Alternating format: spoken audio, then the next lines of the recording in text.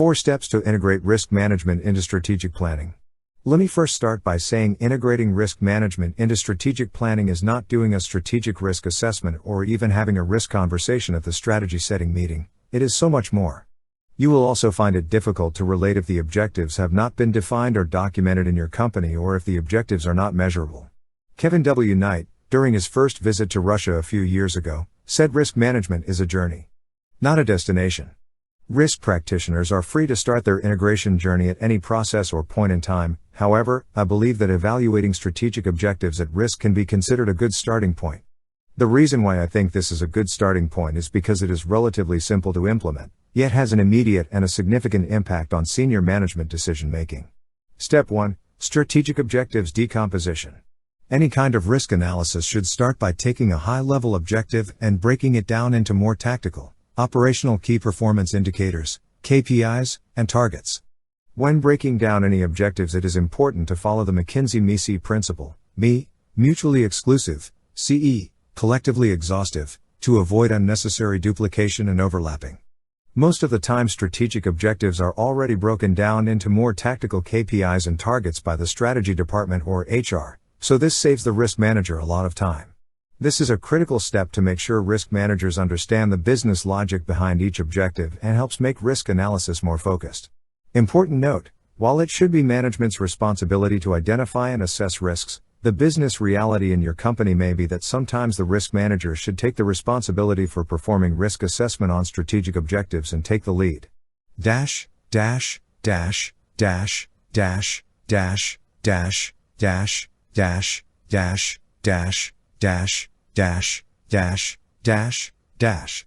Example, risk management implementation.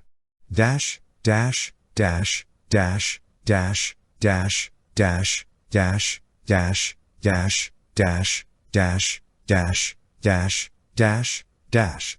Step 2. Identifying factors associated with uncertainty.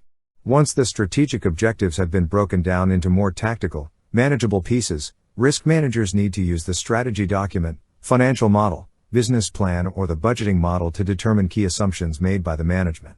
Most assumptions are associated with some form of uncertainty and hence require risk analysis. Risk analysis helps to put unrealistic management assumptions under the spotlight.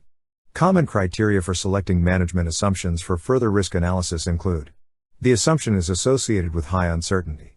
The assumption impact is properly reflected in the financial model. For example, it makes no sense to assess foreign exchange risk if in the financial model all foreign currency costs are fixed in local currency and a change in currency insignificantly affects the calculation.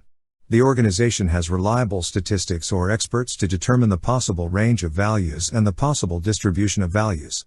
There are reliable external sources of information to determine the possible range of values and the possible distribution of values. For example, a large investment company may have the following risky assumptions: the expected rate of return for different types of investment, an asset sale timeframe, timing and the cost of external financing, rate of expected co-investment, exchange rates, and so on. Concurrently, risk managers should perform a classic risk assessment to determine whether all significant risks were captured in the management assumptions analysis. The risk assessment should include a review of existing management and financial reports, industry research, auditors' reports, insurance and third-party inspections, as well as interviews with key employees. By the end of this step, risk managers should have a list of management assumptions.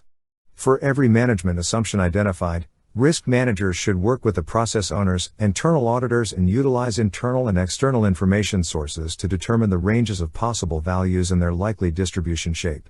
Dash, dash, dash, dash, dash, dash, dash, dash, dash, dash, dash, dash, dash, dash, dash, dash.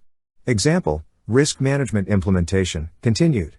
Dash, dash, dash, dash, dash, dash, dash, dash, dash, dash, dash, dash, dash, dash, dash, dash. Step 3. Performing risk analysis. The next step includes performing a scenario analysis or the Monte Carlo simulation to assess the effect of uncertainty on the company's strategic objectives. Risk modeling may be performed in a dedicated risk model or within the existing financial or budget model. There is a variety of different software options that can be used for risk modeling.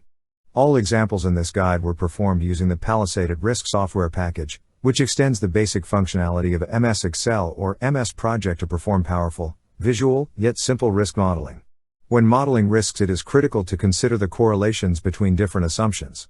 One of the useful tools for an in-depth risk analysis and identification of interdependencies is a bow-tie diagram.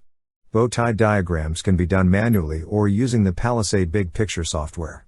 Such analysis helps to determine the causes and consequences of each risk, improves the modeling of them, as well as identifying the correlations between different management assumptions and events. The outcome of risk analysis helps to determine the risk-adjusted probability of achieving strategic objectives and the key risks that may negatively or positively affect the achievement of these strategic objectives. The result is strategy at risk. Dash, dash, dash, dash, dash, dash, dash, dash, dash, dash, dash, dash, dash, dash, dash, dash. Example, risk management implementation, continued. Dash, dash, dash, dash, dash, dash, dash, dash, dash, dash, dash, dash, dash, dash, dash, dash. Step 4. Turning risk analysis into actions. Risk managers should discuss the outcomes of risk analysis with the executive team to see whether the results are reasonable, realistic, and actionable. If indeed the results of risk analysis are significant, then the management, with the help from the risk manager, may need to revise the assumptions used in the strategy. Consider sharing some of the risk with third parties by using hedging, outsourcing, or insurance mechanisms. Consider reducing risk by adopting alternative approaches for achieving the same objective or implementing appropriate risk control measures. Accept risk and develop a business continuity, disaster recovery plan to minimize the impact of risks should they eventuate. Or, perhaps, change the strategy altogether, the most likely option in our case. Based on the risk analysis outcomes, it may be required for the management to review or update the entire strategy or just elements of it. This is one of the reasons why it is highly recommended to perform risk analysis before the strategy is finalized. At a later stage, the risk manager should work with the internal audit to determine whether the risks identified during the risk analysis are in fact controlled and the agreed risk mitigations are implemented. Watch the free webinar to find out more. www.youtube.com. Read the full book. It's free to download. www.riskacademy.ru. Please comment, share, and like. Dash, dash, dash, dash, dash, dash, dash, dash, dash. Risk Academy offers decision-making and risk management training and consulting services. Our corporate risk management training programs are specifically designed to promote risk-based decision-making and integrating risk management into business processes. Risk managers all over the world call us in to help sell the idea of integrating risk analysis into decision-making and using quantitative risk analysis techniques. Check out most popular course for decision makers, riskacademy.blog, or our dedicated programs to help risk managers learn the foundations of quant risk analysis, riskacademy.blog.